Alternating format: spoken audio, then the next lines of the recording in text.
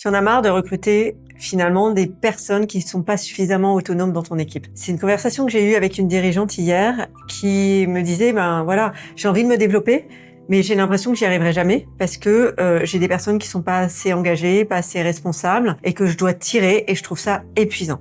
Alors, si c'est ton cas, j'ai une bonne et une mauvaise nouvelle pour toi. La bonne nouvelle, c'est que, je te rassure, tu vas pouvoir arriver à recruter des personnes qui te correspondent. Mais la mauvaise nouvelle, c'est que ça va pas se faire en gardant la posture que tu as aujourd'hui. J'ai simplement posé une question à cette personne. Je lui ai dit, comment est ton management? Et en fait, en parlant avec elle, on s'est rendu compte qu'elle avait un management hyper maternant. C'est-à-dire que quand une personne démarre dans son équipe, elle la chouchoute, c'est un esprit un petit peu de famille. Mais finalement, elle est un peu considérée comme la maman. Donc, c'est valable pour des hommes, des hommes qui sont très paternels.